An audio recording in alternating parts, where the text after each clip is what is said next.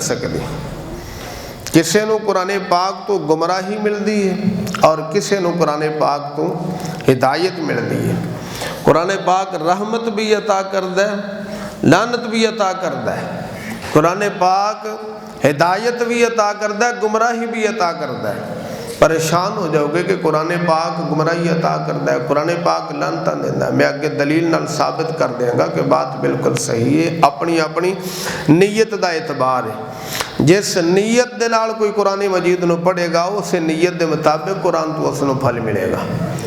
حدیث پاک میں خطبے دے اندر پڑھن دا شرف حاصل کیتا۔ نبی پاک علیہ السلام فرمائے یقال لصاحب القرآن اقرا ورتق ورتل کما کنت ترتل فی الدنیا۔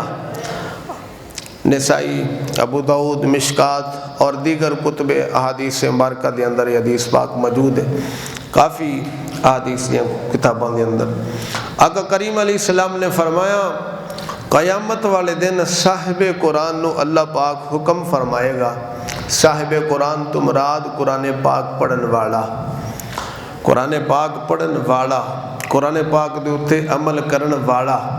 اللہ پاک فرمائے گا قرآن پاک دی تلاوت کر، ورتق ورتل کما کنت فی الدنیا، پڑھ اور چڑھ۔ ایک جملہ میں نے بنایا، پڑھ اور چڑھ۔ قرآن پاک دی تلاوت کردہ چلا جا اور جنت دے درجات چڑھدا چلا جا، عبور کردہ چلا جا۔ جس طرح دنیا دے اندر تو اس قرآن پاک دی ترتیل دے نال تلاوت کردہ رہے ہیں، آج اسے ترتیل دے نال اس قرآن دی تلاوت کر تے چڑھ، درجیاں نو عبور کردہ چلا جا۔ فَإِنَّ مَنْزِلَكَ عِنْدَ آخِرِ آیَةٍ تَقْرَأُهَا، فرمایا اس دی تلاوت کردہ چلا جا اور درجات نو عبور کردہ چلا جا۔ اج تیرا آخری جنت دے اندر او درجہ ہوئے گا جس جگہ تے تو اس قرآن دی آخری آیت دی جا کے تلاوت کرے گا۔ آخری قرآن پاک دی تو جا کے تلاوت کریں گا، اتھے تیرے درجات دی تکمیل ہو جانی۔ قرآن پاک پڑھن والے تو مراد او قرآن پڑھن والا جڑا قرآن پاک پڑھے تے قرآن اس نو رحمت عطا کرے۔ قرآن اس نو کی عطا کرے؟ ہاں جی، رحمت عطا کرے۔ رحمت اس نو مل دی ہے کہ جو قرآن پڑھ کے پھر اس قرآن دے اتے عمل کرے، قرآن مجید نو سکھے عمل دی نیت دے نال، پھر اس قرآن پاک دے اتے عمل کرے۔ وگرنہ بہت سارے ایسے لوگ نے جڑی پیڑی نیت دے نال قرآن پڑھ دینے، قرآن تے اعتراض کرن واسطے، مثلا سکھ بھی پڑھ دینے، ہندو بھی پڑھ دینے، عیسائی بھی پڑھ دینے، یہودی بھی پڑھ دینے، قرآن پاک پڑھ دینے، لیکن قرآن دے اتے اعتراض کرن واسطے قرآن پاک نو پڑھ دینے، وچوں عیب تلاش کرن واسطے، نعوذ باللہ سرکار دو عالم صلی اللہ علیہ وسلم دے عیب جوئیاں کڈن واسطے قرآن پڑھ دینے۔ قرآن تے وہ پڑھ رہے نے لیکن قرآن انہوں نے رحمت نہیں دے رہا، انہوں نے لعنت مل رہی ہے۔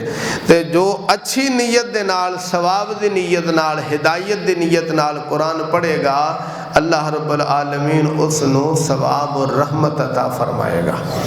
تو فرمایا جس طرح دنیا دے اندر قرآن مجید دی تلاوت کردہ رہے ہیں، اسی طرح آج قرآن دی تلاوت کر، پڑھ اور چڑھ، پڑھ اور سبحان اللہ۔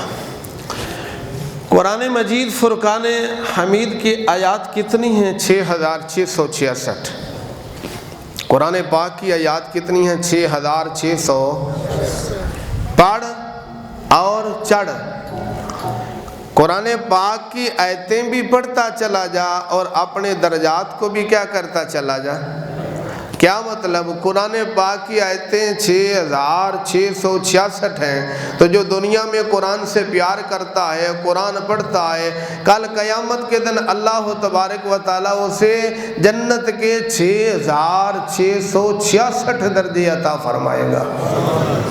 6600 ایک درجے کا ہم اندازہ نہیں کر سکتے کہ ایک درجہ کتنا بڑا ہے۔ یہ جو ایک درجہ ہے نا جنت کا، اس کا فاصلہ یہ زمین و آسمان کے درمیان جتنا فاصلہ ہے نا، یہ ایک درجے کا فاصلہ ہے۔ ایک درجے کا اتنا فاصلہ ہے، تو جس کو 6666 درجات مل جائیں اور اسے کیا چاہیے۔ اور دوسری مزے کی بات یہ ہے کہ اس میں قرآن کے حفظ کی بات نہیں ہے۔ یہ جو حدیث پاک میں نے آپ کے سامنے پڑھی ہے نا، اس میں حفظ کی بات نہیں ہے کہ جو زبانی قرآن پاک حفظ کرتا ہے، زبانی پڑھتا ہے، مطلقاً قرات کا ذکر ہے۔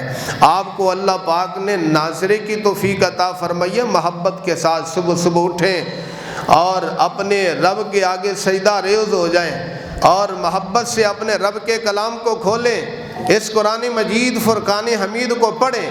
اگر پروردگار نے سمجھنے کی صلاحیت عطا فرمائی ہے تو سمجھنے کی کوشش کریں، معانی کے اوپر، تفاسیر کے اوپر غور و فکر کریں۔